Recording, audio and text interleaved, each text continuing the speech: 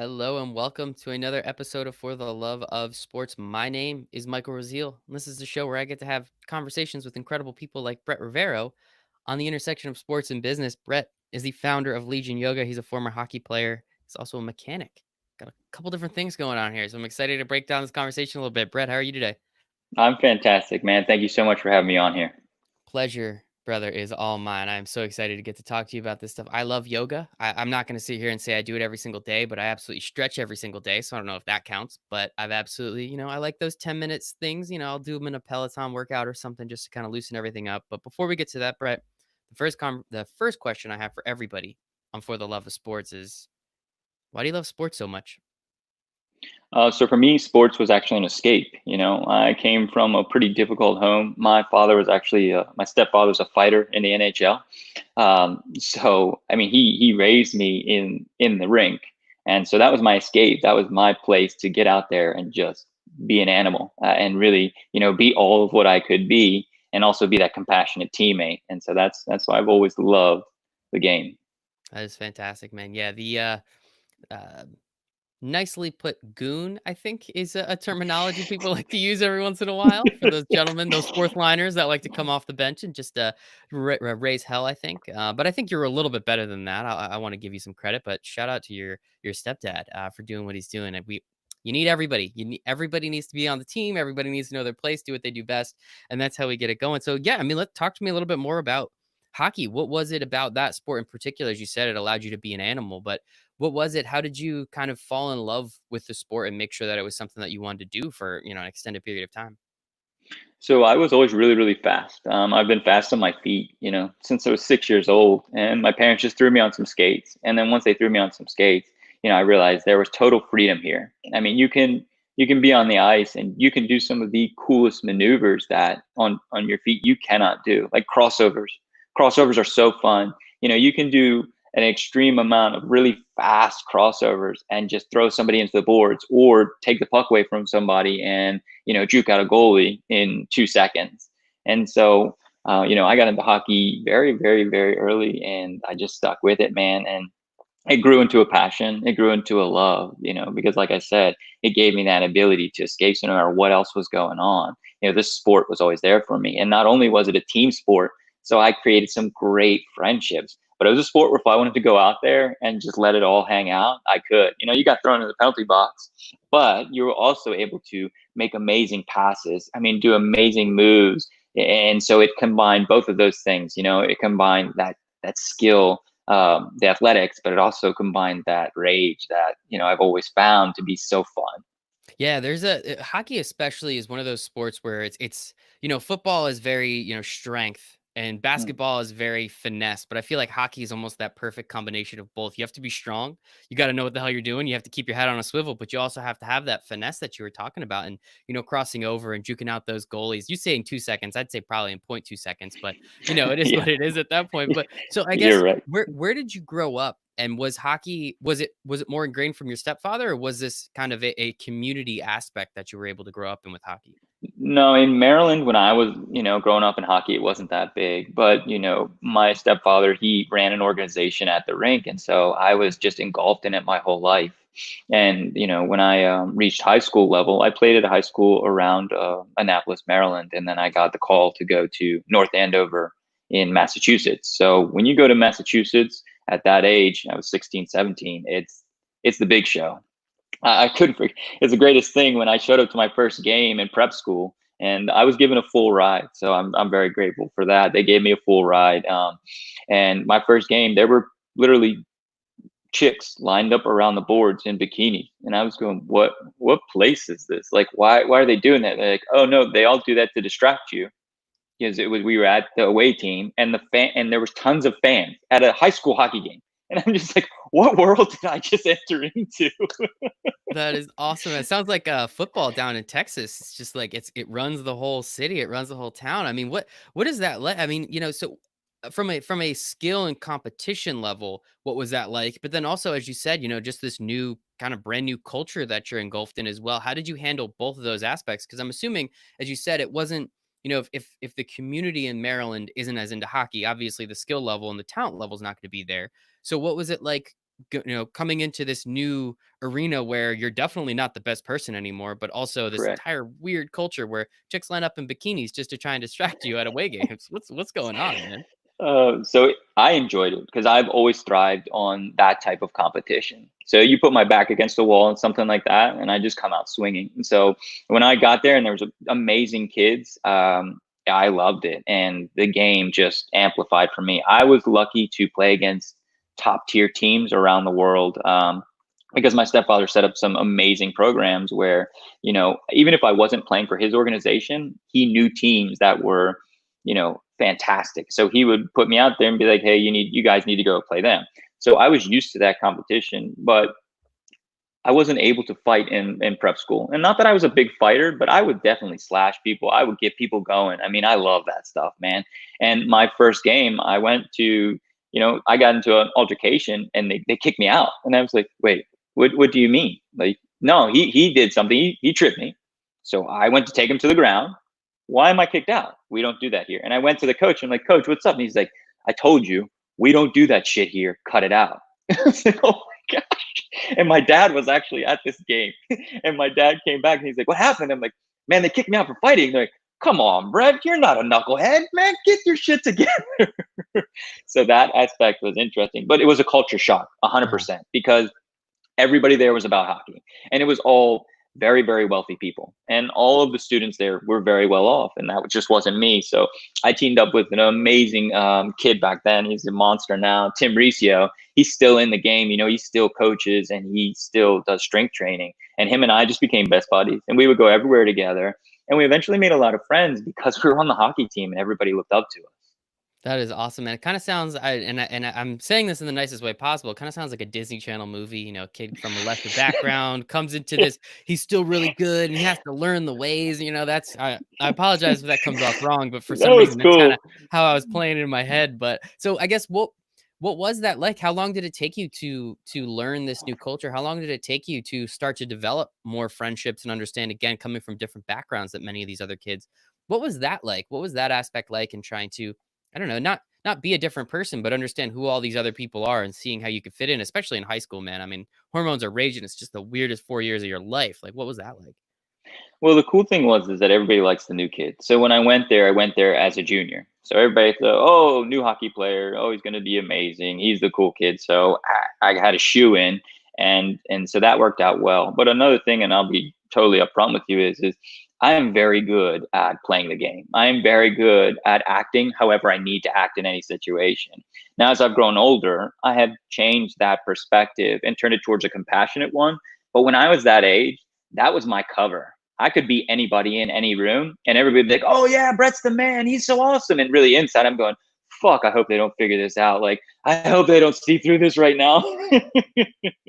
I love it, man. Yeah, I mean, that's kind of what you had to do. I mean, it was more of a defense mechanism back then, right? As you said, now, I mean, yeah, I can I absolutely was the same thing, man. Like I had multiple groups of friends and I wasn't like a different person, but I could kind of maneuver within those friend groups. I understand what they want to talk about. I understand how they want to say things. I can go over there and then I can kind of sometimes bleed between the two. But absolutely in high school, you kind of had to. It was more of defense than anything because again, everything was weird in high school. As many people say it's the 4 best years of your life, it's also like the 4 weirdest years of your life. Not gonna lie Sure. about that one either. And so I guess, moving on with hockey, how long were so you came in as a junior, senior Mhm. year there. What happened after your senior year in hockey and where did you try and take your play to make it to go to the next level? So my junior year went really, really well. I did fantastic. I leveled up as a player. And then it all really started to come to a close for me that next year. Mhm. So, like I said, I grew up and it was a pretty rough go. So and my parents are amazing. I love all my parents, but my parents would fight a lot. So when I was 8 years old, I remember I'm sitting there playing Sonic the Hedgehog, man. Like Sonic the Hedgehog was the game back then. I'm 8, sitting there and I hear yelling and fighting. So I'm listening to this yelling and fighting, and I go down to the basement steps, and I literally watch my mother. I'm seeing my mother, and she rips out a wall. She rips out a wall Oh, in a fit of rage. And so as an 8-year-old kid, I'm sitting there and I just feel like, "Oh my gosh, what's going on?" And my stepfather came up to me and he said to me, "Brett, you have to be the rock. You must be the rock for your mother." So as 8, I felt like, oh shit, I'm not strong enough. I need to be stronger. So my whole life from 8 until 18, I put on the facade of strength. Mhm. I made it seem like I was the strongest guy in any room. I would fight the quickest, I would drink the most, I would party the hardest.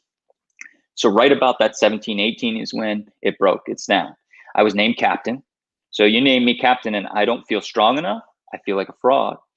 I was getting fantastic grades and I went there and everybody looked up to me.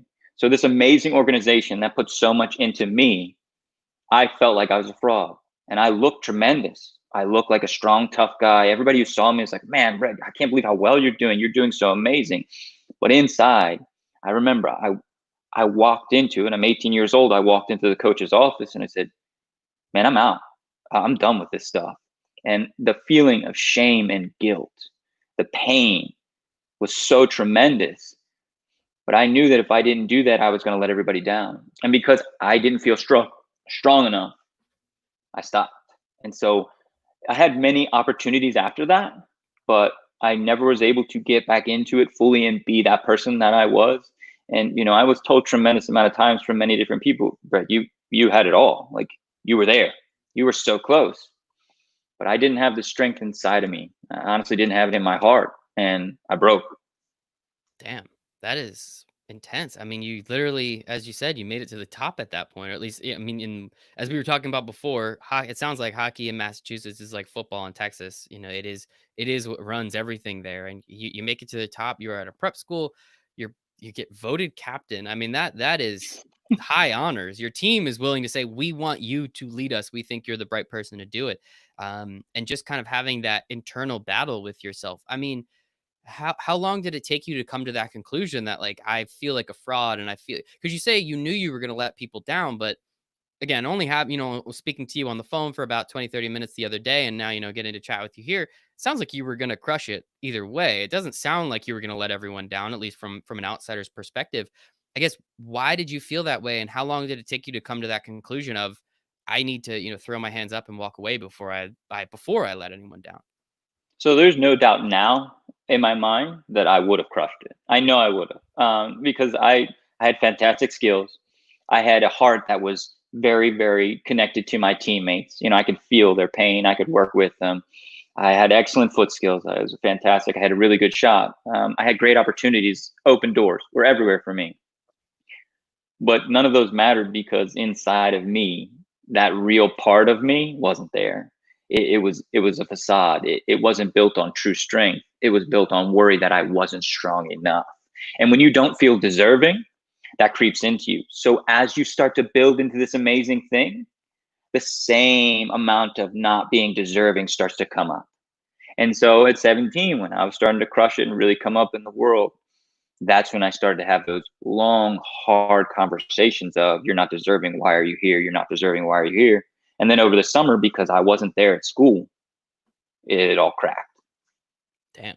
That is intense. I guess, how did your teammates feel about it? Did you just kind of abruptly leave and go back to Maryland? Like, what was that situation like? Because I'm sure a lot of people reached out and were like, "Hey man, I think, what are you doing?" I'm assuming you were also going to have college offers or juniors or scholarships. The hockey is kind of confusing to me when it comes to that, but I assume there was a whole nother level that, you didn't even, talk to me about that a little bit.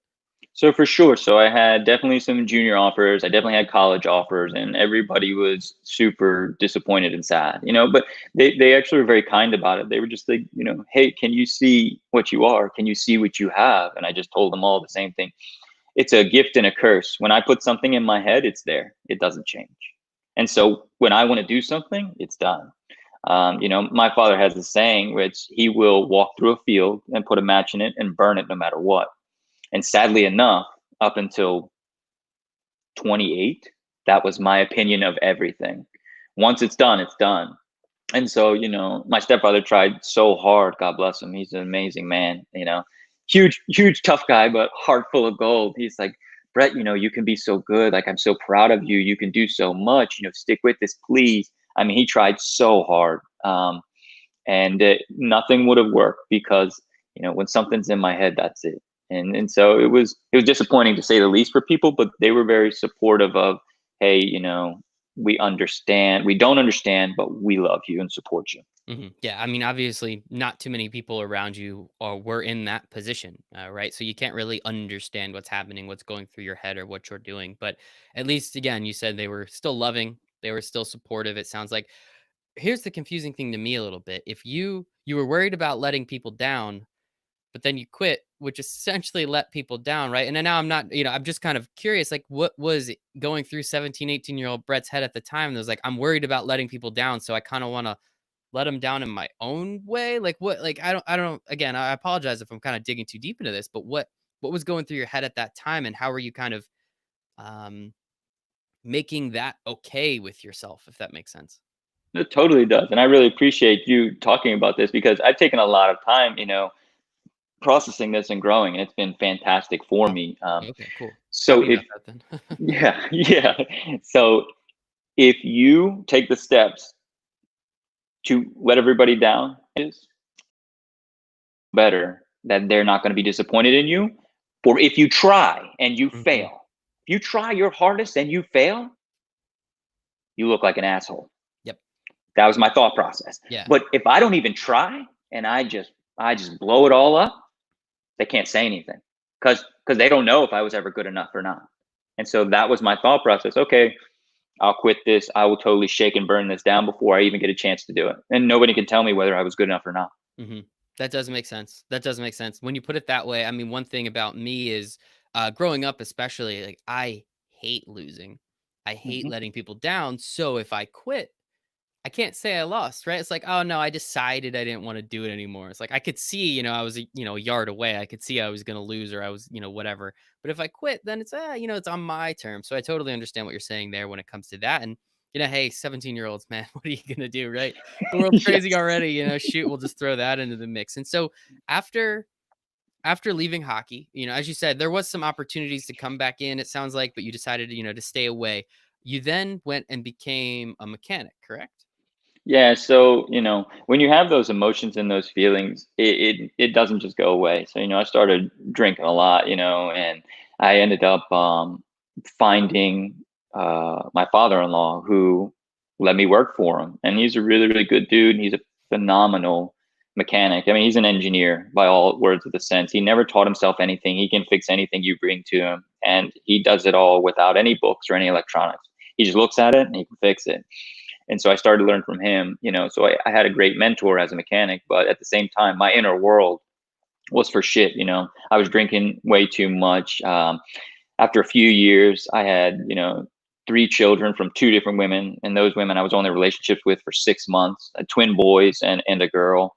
I started to rack up race cars thinking having a bunch of powerful cars would make me feel more powerful. Look at my car, it's so fast and loud. Your car sucks, I'm more powerful than you. Ha, I made it, I'm strong. So I just kept on building these armors and these things that I thought were going to make me stronger. And it didn't work. And from working with my father-in-law, I did gain a skill though, and I was good at it because I can take things from point A to point Z and find the shortest route to get there. And I'm very mechanical in that way. I'm like an engineer in that fashion. I don't do this when I repair things, and for the most part, I was able to learn how to diagnose things. So if you have a skill of diagnosing something, you can put that into any modality. So if you can diagnose an electrical issue on a car, you can diagnose the emotions of a person. If you can diagnose why an engine has a certain noise and it's related to a certain mechanical function, you could diagnose why that person's knee is slightly tilted this way and it's actually due to the way that they walk on their foot. And so those skills built into me these things I didn't even know. And I got really good at it. And people would go, "What? You would never went to school for this mechanic stuff. How do you know this?" I'm like, I just know it, man. This is just what I know. And so I got really good, and I ended up being a shop foreman at a dealership. And shop foremans at dealerships nowadays make six figures. You make tremendous amount of money. You work with a bunch of assholes because you're an asshole. So you tell you every mechanic thinks they're the best mechanic in the world. I don't know how the hell that works. You can't all be the best mechanic, but it was perfect for me. I had a bunch of shells and armor on. I was an asshole, but people really looked up to me. And so I was around an asshole, around a bunch of assholes, making a bunch of money, had a bunch of race cars, thought I made it. Well, Well, all right. Yeah, I mean, it is funny. So my dad used to be a mechanic as well, and yeah, of course, he's the greatest mechanic that ever lived. So no questions about that. But no, I totally see what you're saying about that. And again, just kind of putting an extra layer of armor on every single time. So now I'm stronger because I have this. Now I'm stronger because I did that. And yeah, as you said, you kind of get to that point. And so with with being able to diagnose, with being able to do so the diagnosis part, I wanna step on that for a second. Did you have to know that there was a problem to diagnose something, or could you see that, "Hey, there's something going on here?" So, specifically for yourself, were you able to kinda notice, like, "I don't think there's a problem here, but I think there's something that we can fix?" Like, how did that work internally, or was that something you pretty much were just like, "No, my car is awesome. I'm the greatest in the world." So yeah, so when you're given a car to fix and it's a problem issue that no one else can fix, all you're given is symptoms.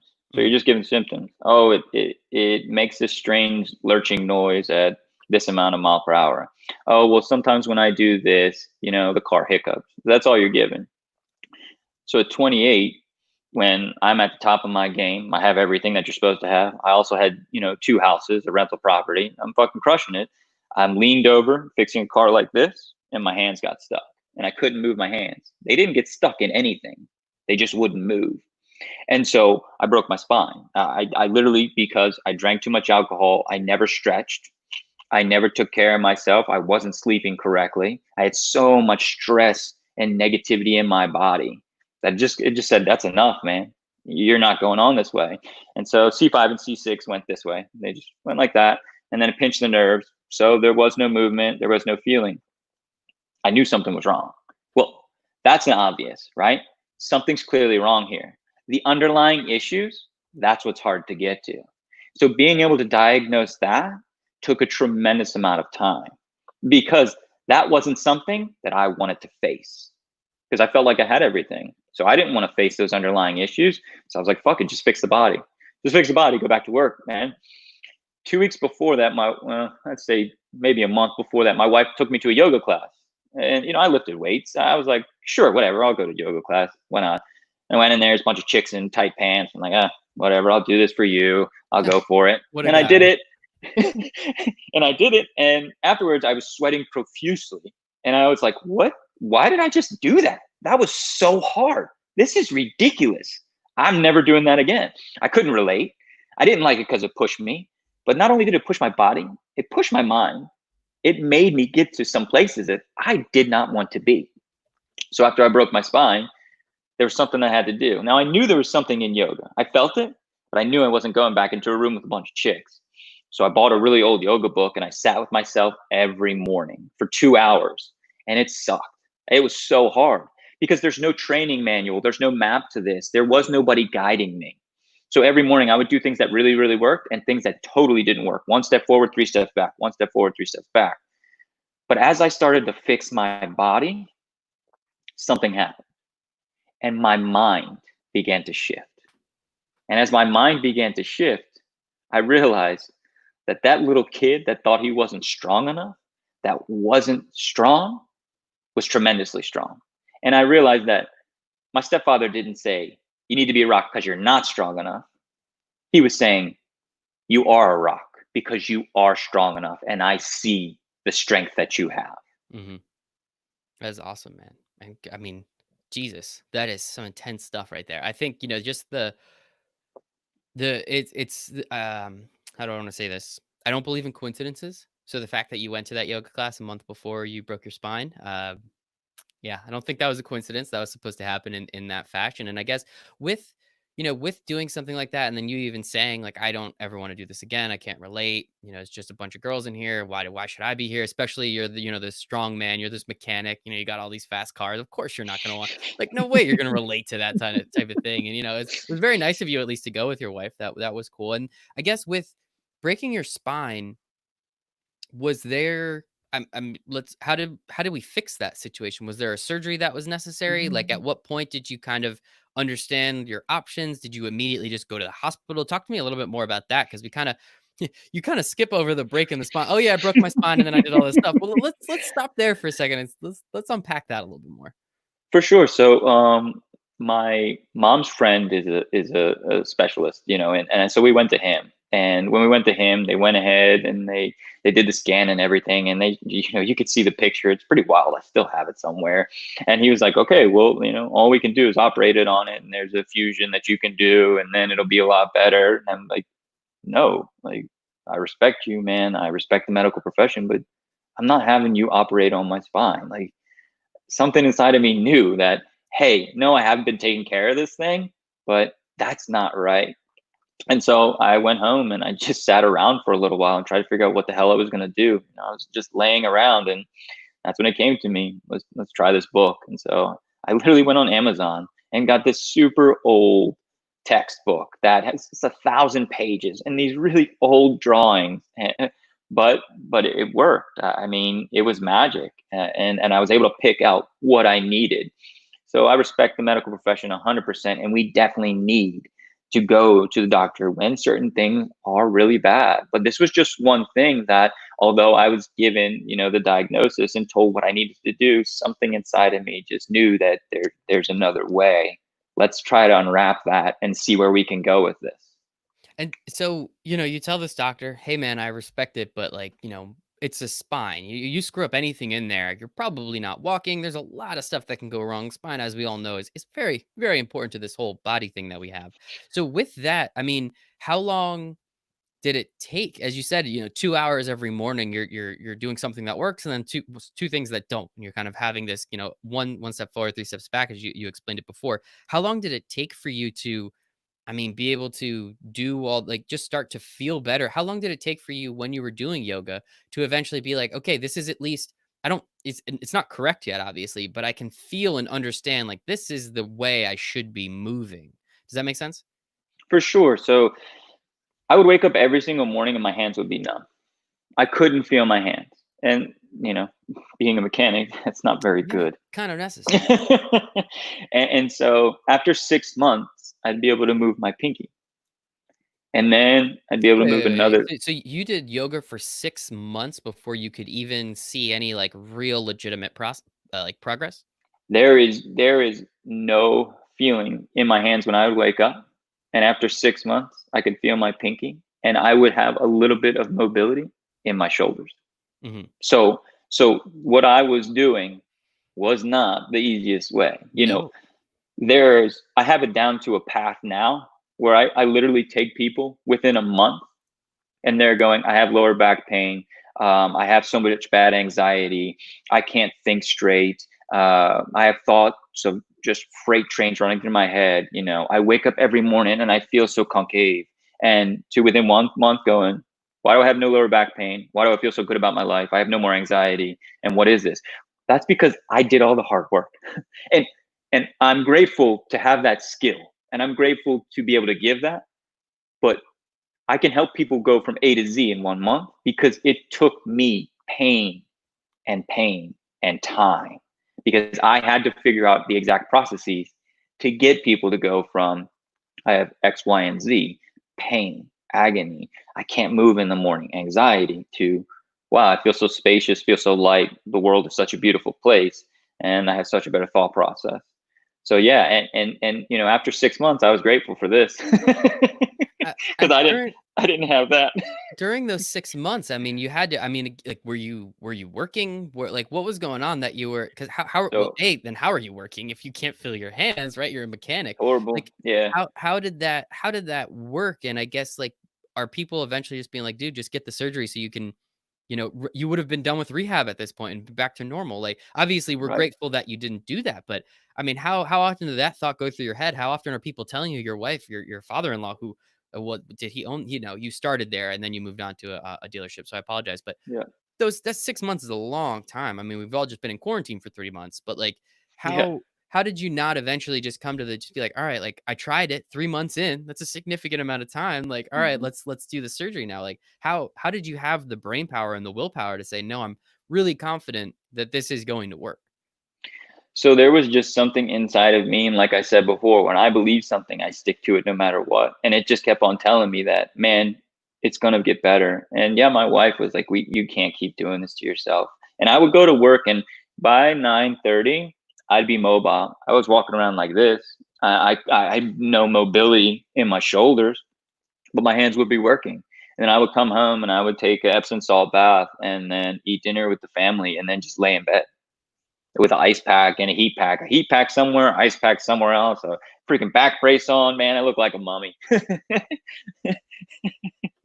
That is impressive, man. I mean, kudos and congratulations to you. And so now I think we can kind of go back to where we were, about 15 minutes ago, talking about. So you after the 6 months, you can start moving your pinkies. After a little while longer, you can start feeling yourself out a little bit more. At what point were you, I guess, deemed fully healthy or back to normal, for lack of a better term? I don't know if I'll ever be back to normal, to be honest with you. I mean, what is normal? Like I can work out tremendously now. I have full range of mobility. I'm stronger than I've ever been. But I wouldn't call that normal because you can still see when I sit up straight, my shoulder still dips, you know? My shoulder still dips. And I'm okay with that. So normal, probably not. But after Mhm. a year is when I was like, I'm onto something.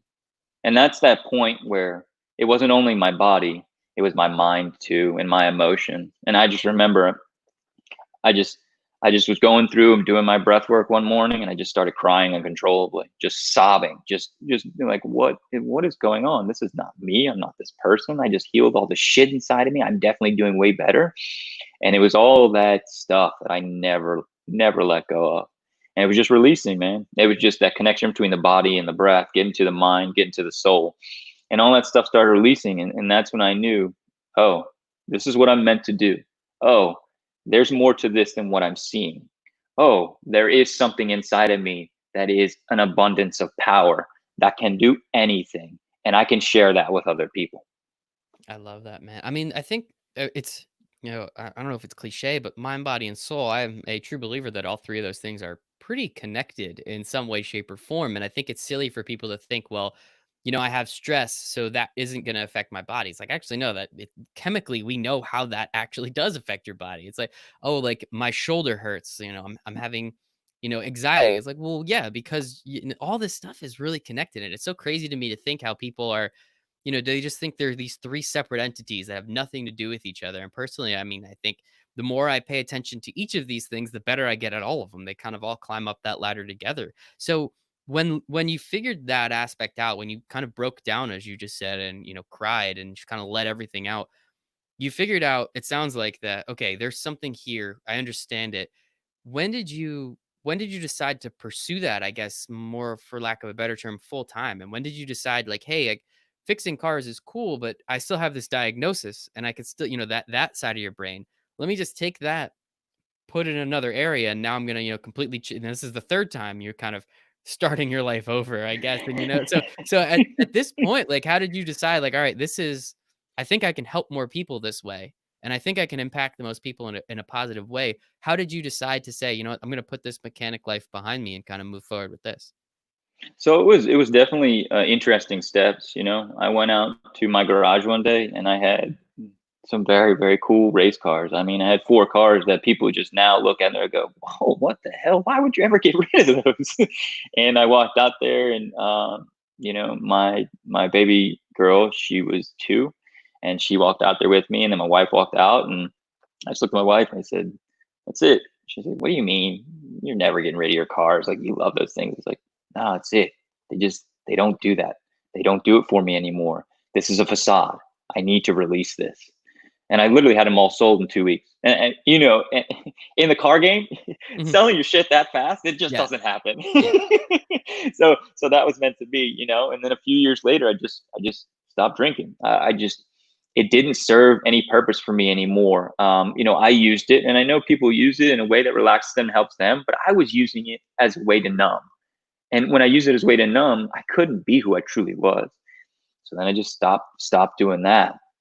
And then I started to really dive deeper into my emotional self and getting to that, as we call, soul, and getting to, why am I here? What is my purpose?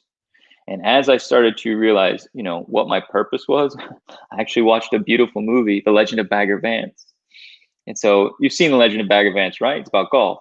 I don't think I have, honestly. It's phenomenal. Matt Damon is a golfer, goes off to war, sees a bunch of bad shit in the war, comes back. during the depression. They ask him to play in a tournament, and Will Smith becomes his caddy. Well, Will Smith is actually whatever you want to call your soul, God, something of this nature, whatever you want to call it. And he guides him through and shows him how the game of life correlates to the game of golf. And I'm not an avid golfer by any means. I've never been very efficient at it. But when I watched that, it just totally took me to that next level where I saw, hey, you're supposed to be helping people like he is. What are you doing right now? Are you doing your best impact? What are you doing to create a better world? Are you just out here to make money? Oh, you are. That has to change now. And so that put me on a process. I knew that I had to be certified. You can't just go around saying, hey, I can help people. I'm a Yeah, personal right. Zen coach. I'm amazing. Look at me. You have to be certified. So I started working at a yoga studio one day a month, and a super nice studio, actually owned by a woman lawyer who's a complete hard ass, but a heart of gold. They took me in and they were like, oh, this guy's a little rough, but we'll let him hang out. Former hockey player, former mechanics. Like, all right, yeah, this is yoga. It seems like the natural next step, right? So yeah, so when I started working there, it took me a long, I say a long time, short time to me. It took me 4 months before I really started to feel comfortable. I always felt comfortable because I'm me, but I started to feel comfortable there, like they accepted me. Mhm. And it's because I was being my truest self. I was leading from the heart. There was no facades there. I entered into it very humble. I knew what I had to give, and I knew I was going to do amazing things. But I went in there with complete humility. So then I took teacher training. So I was doing teacher training, which is one weekend every month, still working a full time job and still working at the studio one Saturday and raising a family, with 3 children that live in my home. My wife has a full time job, and I just knew it's what I was supposed to do. That's incredible, man. Kudos. Many people don't figure out what they're supposed to do. So took you a couple tries, but you got there at least. I think that's the important That's part. right. And there's a couple things along the way, but those journeys are always the best. They have the most stories, right? That's kind of the fun part to it. So with that, I mean, I guess going to that studio, as you said, feeling comfortable, having them accept you for who you are and what you're trying to do and how you're trying to help the world, which is probably very similar to the way they were doing it. What what did you learn about yourself just in that period of time where you still have a full-time job, you're then working on the weekends, or once a month, and then you're also raising your family, you don't probably see your wife that often because she also has that full-time job. You're also training to become a yoga instructor. I mean, you were talking about the assholes at the mechanic shop before. Like, what did you tell them that you were training to be a yoga teacher? Because I assume there were some words that we don't probably want to use here that might be a little colorful that they were saying to you. I mean, how did you deal with that? It feels like you were kind of straddling the line between these two different Brett's, if I may, and like kind of figuring out which way to go. It sounds like you were leaning obviously in one direction, but you were still kind of in between the two. How was that? Again, another internal struggle, another facade that you've been using that word a little bit throughout this conversation. How did you kind of have that internal debate with yourself?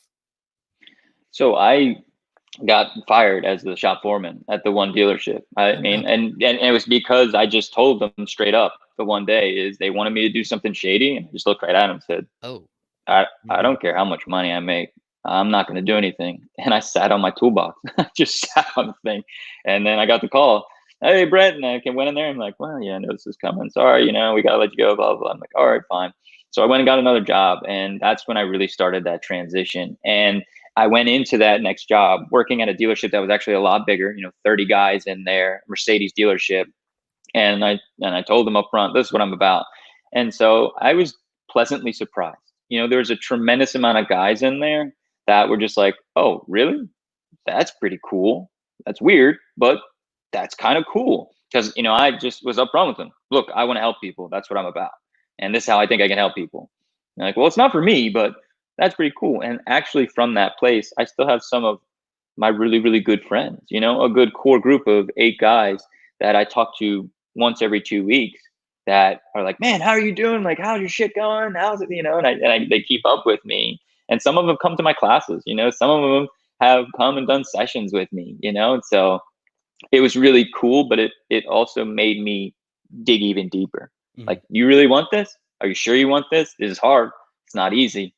Do you want this? And the whole thing was, yes, I have to do this. And the studio, the home that they gave me really gave me strength because I would go in there and I'd just be honest with them, like, I don't know if this is worth it. This is so much work, And every time they'd be like, no, we see what you're going to do. We see what you're going to do. Stick with it. Men need this. We see what you're going to do. Stick with it. And I did. And, I'm very, very glad I did. And I'm grateful for them. That is, it's yeah, I mean, it definitely takes some balls too, right? To go and, it's kind of, I guess nice is the word that re- you were you were kind of allowed to leave essentially. That's the way I think is a good way to put it. That old job, because if you have all those things that are ingrained and you have all these people and you have all these relationships, it's then hard to come out and tell people it's like, oh yeah, and hey guys, I know you know me as this guy and this hard ass and I do all these things, but I'm gonna be a yoga instructor now. And be like, they're probably gonna laugh in your face, be like, that what are you talking about? You're Brett. You don't do that. You're like the shop. So it's almost nice to kind of get that restart, for lack of a better term, because you can now you may have known some of those guys or something, but you didn't have that much of a, hey, we're together for 40 hours a week type of relationship. Now it's almost like starting over and being like, hey, I'm Brett. I do this and I also do this. Oh, that's kind of cool, Brett. It's good to meet you. Like, we can develop a relationship from that point, not just kind of snapping your fingers. And to that, like what were all your relationships with, your kids, your wife, your friends that you still had. I mean, it's a big shift to go from, again, hardo mechanic that's all about racing cars and being a man, to now, not saying yoga isn't a manly thing. I do it all the time. I don't know what that says about me, but what was that kind of shift in personality? It sounds like came with that a little bit. How did those past relationships, how were they affected positively, negatively? How long did it take people to really, I don't know, again, accept you for like this new version of yourself? What were those relationships like? So it's really cool. A really good thing is, so my best friend Chad, him and I've been together since I was 16. And he came to me one day. We went out to dinner. His wife, my wife, him. And he goes, "No, seriously, man, you're not gonna build any more race cars?" And I'm like, "No, brother, no more cars." He's like, "No, seriously, you're gonna build more race cars, aren't you?" And I was like, "No, no, I'm really not." And I explained to him what I wanted to do, and he was like, "Oh, I get it. I can see that from you. You've always had a huge heart. Hmm. You really want to help people. You found a way to help people." And what was really beautiful about this whole transition is I could watch my mother heal. So I watched as I healed my mother heal. I watched my sons be more loving and compassionate. I watched all the relationships on the outside as I healed myself, my immediate family, my family, to start to grow and be more compassionate. And so it was a thing that I'm very grateful for, because to witness that, man, not a lot of people get to witness that. And it wasn't me trying to change anyone. All I was trying to do was just be who I was. And by me being genuine to myself, it created a ripple effect in the pond. That's fantastic. I love that. And yeah, it's very, because if people can see that, maybe they let their guard down a little bit and they start to accept a little bit more of who they are. Again, facade, that word you've been using a little bit. I think it's important. And so I guess at what point did, you're at this new dealership, the Mercedes dealership. At what point do you kind of finally say like, all right, like I don't need to do this anymore. I can, I have my certification. You finished everything with the yoga studio. At what point were you able to kind of accept, not working just weekends anymore? Now this was going to be, the full-time opportunity that you were going forward with. So I knew that at a dealership that it was going to be difficult, and they work with me very well. I've been lucky to get along with every single management except for when I got fired at dealerships. They've all just, I've had a great relationship with all of them. So when I went in there and said, "Hey, I'm not going to come until 9:30," they said, "Sure, no problem." "Hey, I can't work Saturdays." "Okay, no problem." And then I got to the point where I was like, I can't just keep asking them for stuff. It's not right. And so I knew I wanted to go down to only working 4 days a week, only 30 hours. I knew it, that was the transition, working at a dealership 4 days a week, only 30 hours. And then my time on Saturdays and whatever day I had off during the week would be devoted towards helping people.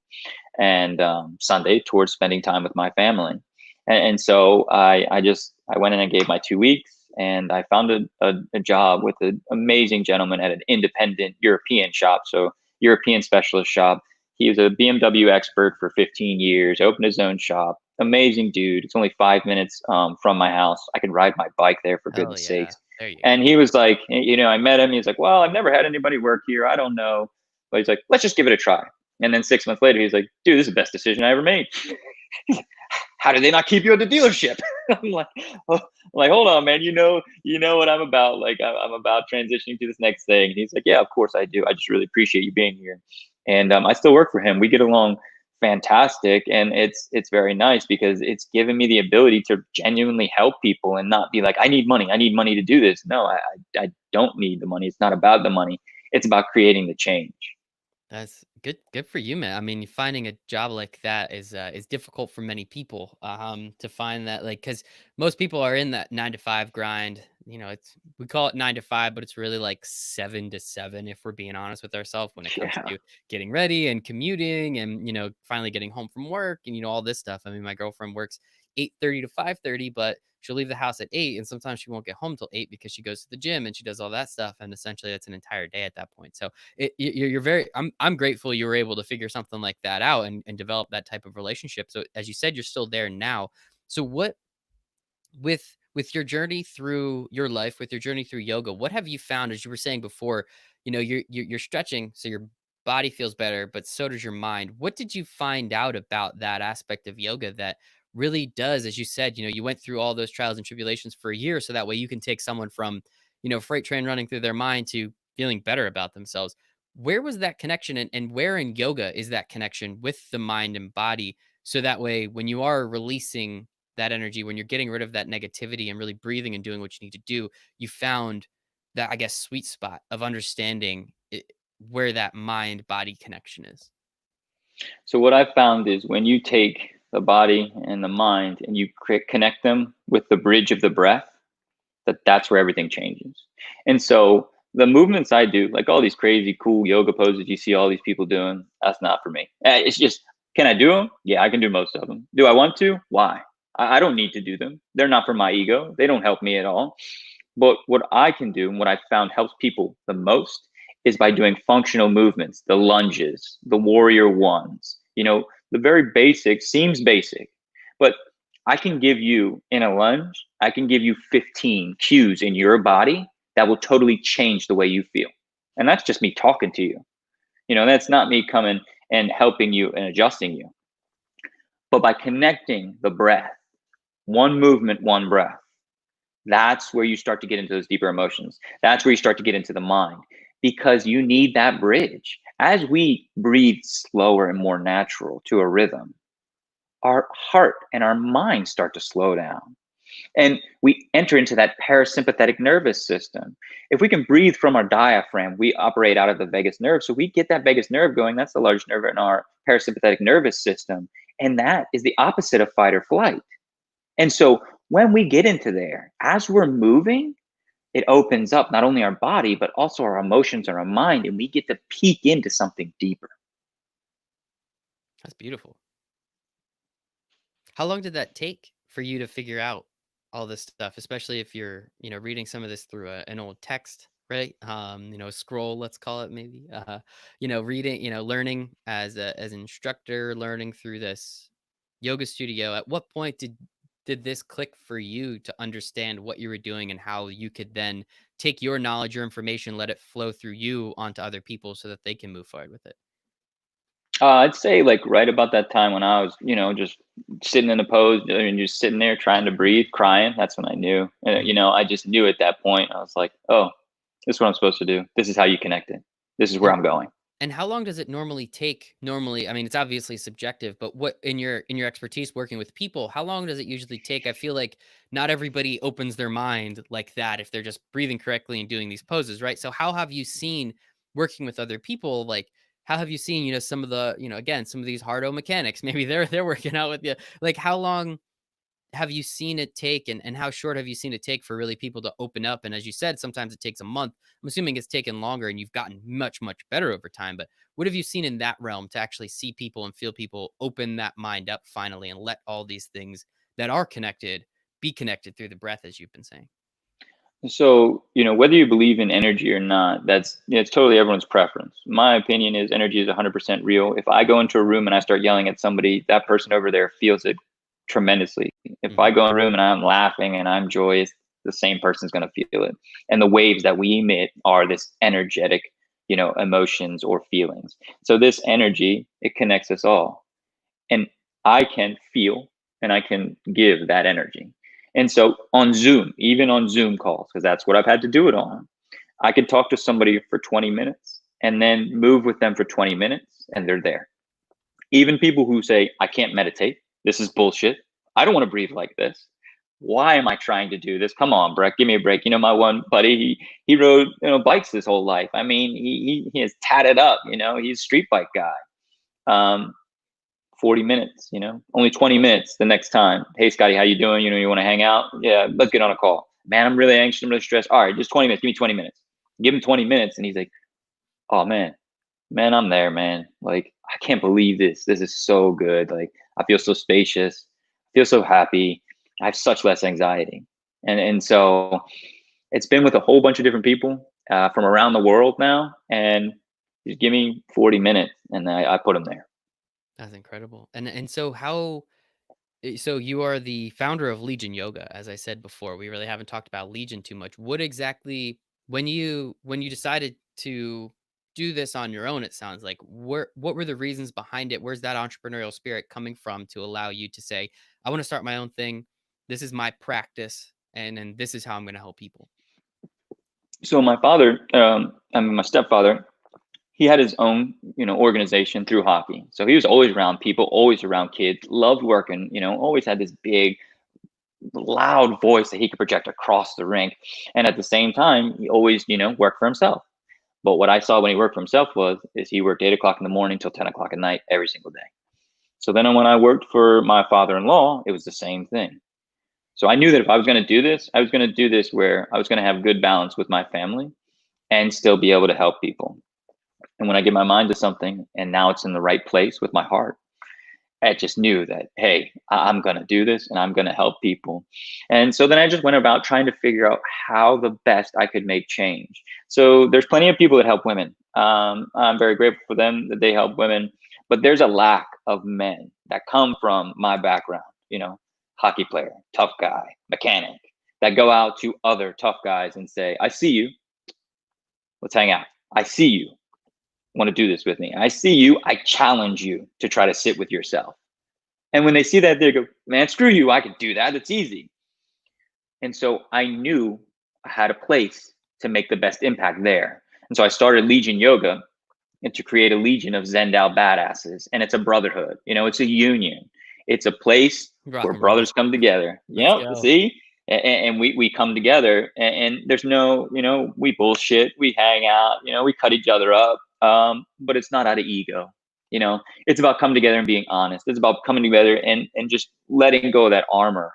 And in some of the conversations, we just get down to the real stuff.